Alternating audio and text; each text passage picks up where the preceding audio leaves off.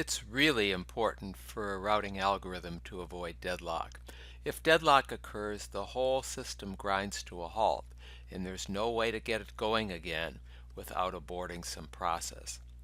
Deadlock occurs when two or more packets are circularly waiting for resources that are held by other packets in the group. This example shows what this packet has this link, is occupying this link, and is looking to acquire this link to make its next hop. This packet holds this link and it tries to reserve this link, and then the other two packets do the same thing, and you have a cycle of messages where no message can make progress. What conditions are necessary for deadlock? Well, it works in routing algorithms the same way it works in operating systems and databases. You need a shared resource. If there's no shared resource, there's nothing to deadlock over. The resource needs to be incrementally allocated. In this situation, all of the packets were holding one link while trying to acquire the next, and the resource needs to be non-preemptible. If you could take away one of the packets without causing any trouble, then you could simply do that, and the rest of the system goes on. All the other messages can make progress. But in this case, a channel is a shared resource, and channels are acquired incrementally as a route is built up. In order to avoid deadlock, we need to allocate resources in a certain order. One way that we've seen is to allocate the channels to perform routing in dimension order. If you look at the diagram of deadlock here, you can see that allocation was not done in dimension order. This message moved in the Y direction before it attempted to move in the X direction, while this message moved in the X direction before it attempted to move in the Y direction. And that was what allowed the cycle to occur. If every message had been constrained to move across before moving down, there would have been no way to get deadlock, as we'll see in a moment. Let's consider each channel to be a resource. Messages need to use resources in order, and this means that they might use resources in increasing order. So they use a link that's got a low number followed by a link that's got a higher number. The fact that they need to use resources in order, though, introduces dependencies between resources, and we need to show that there are no cycles in the dependence graph. We do this by finding a numbering of resources such that every legal route follows a monotonic sequence, either increasing or always decreasing.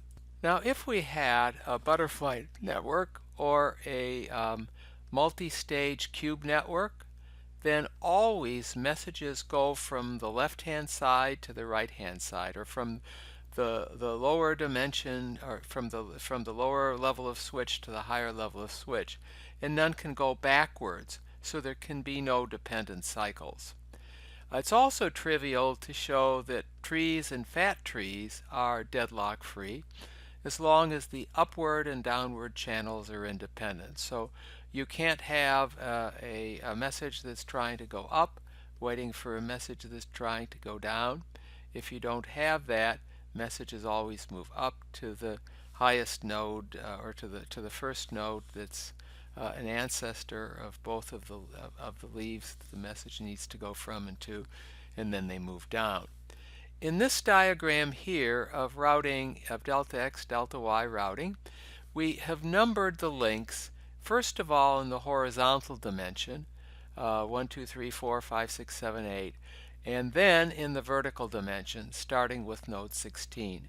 So all of the links in the horizontal dimension have lower numbers than the links in the vertical dimension.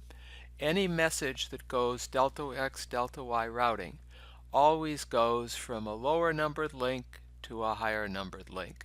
And when it makes a turn, it turns from the X direction to the Y direction, and then it goes over links with higher numbers. So because the messages always go over links with consecutively higher numbers, there can be no message that goes from a higher to a lower, and without that there can be no cycles and therefore no deadlocks. Now, this same approach would work for hypercubes without any problem, but it wouldn't work for toruses. Remember the torus we saw in the last video? In this case, you have a wraparound edge from node 15 back to node 0.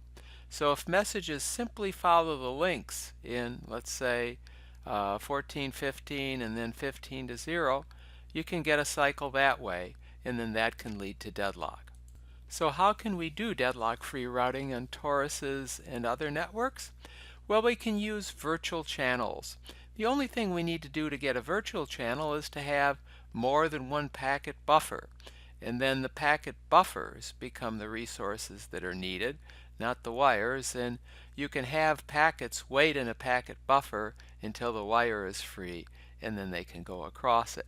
So the approach is to reserve one packet buffer on each channel for messages destined for nodes that have a higher use wraparound channels, and then all such messages will be able to make progress, and then have another buffer reserved for messages that are going from higher numbered nodes to lower numbered nodes.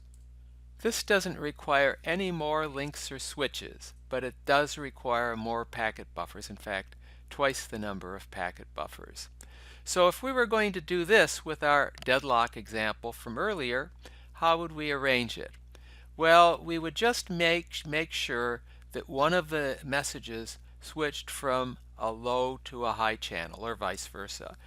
So this one, for example, is going from, let's say, a higher numbered node to a lower numbered node, and this one is going from a higher numbered node to a lower numbered node.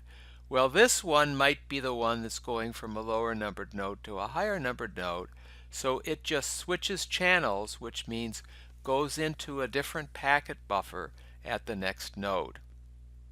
This breaks the dependence cycle, and this approach can be generalized to d dimensions.